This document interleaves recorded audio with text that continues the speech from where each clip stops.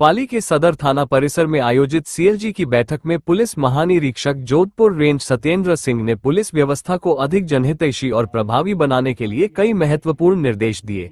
IG ने कहा कि पुलिस की कार्यप्रणाली, भाषा और व्यवहार में सुधार आवश्यक है।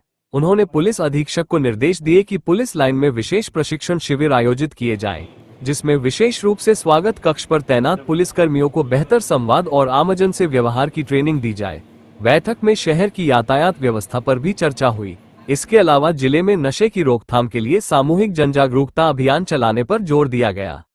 हमें निर्देशित किया, चाहे ट्रैफिक की व्यवस्था हो, चाहे नशा हो, चाहे गश्त हो, चोरियां हो, सारी मुद्दों को सर ने ध्यान से सुना और हमें निर्देशित किया है। सर हम आश्वासन दिलाते हैं सर, सारे इश्यूज को 1 बाय 1 टेकअप करके उसमें जो बेस्ट कर सकेंगे और जो अच्छे से अच्छी कार्रवाई करने का प्रयास करेंगे सर।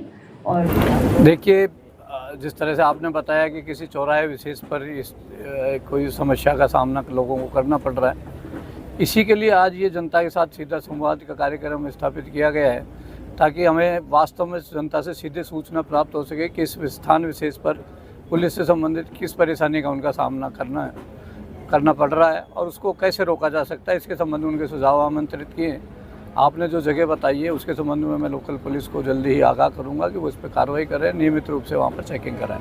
कालिका पेट्रोल जो की हकीकत ये है कि उनको एज ए सीक्रेट एजेंट, चलो इस दिशा में भी मैं लोकल अथॉरिटीज़ को एक बार अवगत कराऊंगा कि कालिका की जो ड्यूटीज़ हैं वो जागरूकता के साथ साथ पेट्रोलिंग में भी विशेष रूप से उनका ध्यान रखा जाए, कहीं किसी तरह का कोई छेड़छाड़ या महिलाओं के साथ अभद्रता नहीं हो। पाली जिले में सर ऐसे उनके लिए कोई गाइडलाइन सर? चलो सीधा सा मैं आपसे इस संबंध में निवेदन करना चाहूँगा कि हमारी स्थानांतरण पॉलिसी है, उसके तहत एक समय अवधि फिक्स है। कोई भी अधिकारी उस स्थान पर उससे अधिक पोस्टेड नहीं रह सकता। अगर ऐसा कोई प्रकरण है तो उसके बारे में एक बार मैं जांच करवा के उनके खिलाफ जो भी नियमानुसार कार्रवाई है वो करेंगे। बाइकर्स के बारे में फोकस ग्रुप से उन्हीं पे कार्रवाई करोगे? इवनिंग आवर्स में जो सिटी में जो पुलिसिंग का जो है उसका जो इवनिंग जो गश्त है उसको मजबूत करके शाम के समय जो मोटरसाइकिल या अन्य तरीक़े से जो कोई हुड़दंग का प्रयास करते हैं उनके बारे में एक विशेष कार्रवाई करके जल्दी अभियान चला के उन पर रोकथाम के प्रयास करेंगे। आपने भी उसको रोकने के लिए किस तरह? देखो, नशे के लिए हम विशेष प्रयास कर रहे हैं और आपने बताया यहाँ पर प्रचलन भी है और मुख्य रूप से यहाँ रूट्स भी है जो पहाड़ी के दूसरी तरफ से जो ओपियम ग्रोइंग इलाके हैं उधर से अफीम आने का ये रास्ता भी पड़ता है। तो इसके बारे में समय समय पर हम निर्देश देते हैं, नाकाबंदी भी कराते हैं और काफ़ी मात्रा में पकड़ी भी जा रही है। तो उस पर और हम अधिक प्रयास करके इनको पूरा एक तरह से ख़त्म करने का पूरा हमारा प्रयास है और राज्य सरकार भी इस पर बहुत दृढ़ है। तो हम इस पर और गंभीर प्रयास करेंगे और पूरी इस पर रोकथाम के हमारे प्रयास रहेंगे।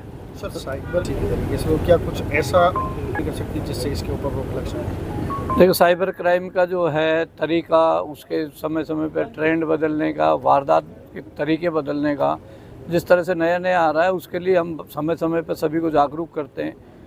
हमारी पुलिस को भी वो जागरूकता से इसमें प्रिवेंशन का मुख्य जो है कारण समझ में आ रहा है। लेकिन इस संबंध में जब अपराध लगातार बढ़ रहे हैं और आगे बढ़ेंगे ये समझते हुए ही इस संबंध में राज्य सरकार और हमारी जो स्थानीय पुलिस है वो काफ़ी सक्रिय होकर और संवेदनशील होकर कार्रवाई कर रही है और जल्दी इसमें जो हमारे साइबर थाने हैं उनको और एक्टिवेट करने के लिए हमें निर्देश मिले हैं।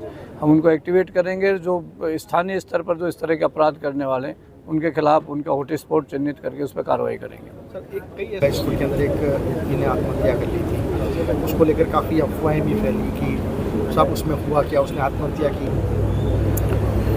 देखिए, मैं जानकारी हासिल करूंगा कि इस तरह कितने अनसुलझे प्रकरण हैं जिस इस ज़िले में पेंडिंग है, जिनके बारे में जनता में थोड़ा ये पता होना चाहिए कि भाई उनके बारे में क्या चल रहा है और किस स्तर पे अगर उनका निस्तारण हो गया हो तो क्या स्थिति सामने रही। इसके संबंध में अगर कानून हमें परमिशन देगा तो उसके संबंध में छोटा सा प्रेस नोट एक दिलवा कर उसकी वस्तु स्थिति एक बार हम अवगत कराने का प्रयास करेंगे। इसमें मुख्य यही है कि जब तक जांच हमारी विचाराधीन है या अनुसंधान विचाराधीन है तो कुछ हमें गोपनीयता बरतनी होती है ताकि सामने वाला कोई सतर्क न हो जाए कि भाई इस तरह की कार्रवाई चल रही है, उसका पहले से ही वो अपना कोई जवाब तैयार कर ले।